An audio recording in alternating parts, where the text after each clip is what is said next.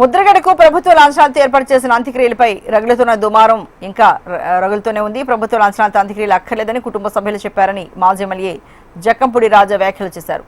ముద్రగడను అనేక రకాలుగా వేధించి అవమానించారని ఆయన అన్నారు. ఈ అంశంపై మరింత సమాచారాన్ని మా ప్రతినిధి దుర్గారావు అందిస్తారు.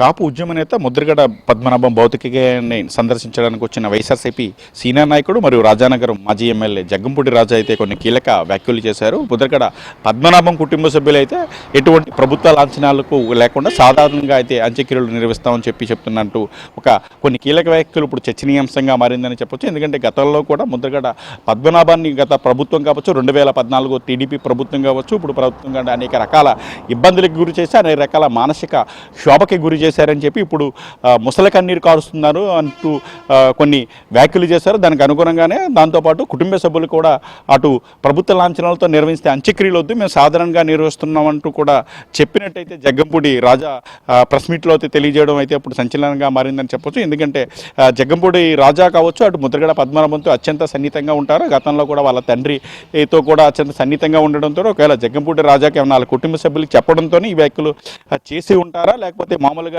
పార్టీ తరఫున ఏమైనా వ్యాఖ్యలు చేశారన్న అంశం అయితే పూర్తి స్థాయిలో తెలియాలి. అయితే ఈ అంశంపై అయితే అటు ముద్రగడ కుటుంబ సభ్యులు గిరి కానీ ఇతర కుటుంబ సభ్యులు ఎవరు చెప్పకపోయినప్పటికీ కేవలం వైఎస్ఆర్సీపీ నాయకుడు జగ్గంపూడి రాజా చెప్పడం జరిగింది. అసలు ప్రభుత్వ లాంఛనాలతో అసలు ముద్రగడ పద్మనాభ బతికకు ఆయన అంత్యక్రియలు చేయిస్తారా, లేకపోతే సాధారణ అంత్యక్రియలు చేయిస్తారా అయితే తెలియాల్సి ఉంది. అలాగే కొద్దిసేపటి క్రితం చూస్తుంటే అటు ముద్రగడ పద్మనాభం కూతురు క్రాంతికి కూడా అక్కడెక్కడ సందర్శించడానికి అనుమతి లేదంటూ కూడా ముద్రగడ అనుచరులు అయితే గొడవ చేశారు. గొడవ చేయడంతో పోలీసులు రంగప్రవేశం చేశారు. రంగప్రవేశం చేసిన అనంతరం కూడా భౌతిక కాయం దగ్గరికి వచ్చిన క్రాంతిని కూడా ఎక్కడ గొడవ జరుగుతుందని పోలీసులు అయితే తీసుకెళ్లి 1 కిలోమీటర్ దూరంలో ఉంచడం జరిగింది. ఎందుకంటే ముద్రగడ భౌతిక కాయాన్ని చివరి నిమిషంలో చూడకుండా ఉండే విధంగా గతంలో 2024 సార్వత్రిక ఎన్నికల్లో అయితే అటు ముద్రగడ పద్మనాభంకి వ్యతిరేకంగా జనసేన పార్టీ అధినేత పవన్ కళ్యాణ్ నిర్వహించిన బహిరంగ సభలో తునిలో పాల్గొనడం, అలాగే కొన్ని కీలక వ్యాఖ్యలు చేయడం ఇవన్నీ కూడా అప్పుడులో ముద్రగడ పద్మనాభాన్ని తీవ్ర స్థాయిలో కలిచివేసింది. అప్పుడే కూడా ముద్రగడ పద్మనాభం ఒక లేఖ కూడా రిలీజ్ చేశారు. నేను చనిపోయిన అనంతరం కూడా నా చివరి చూపు చూడడానికి కూడా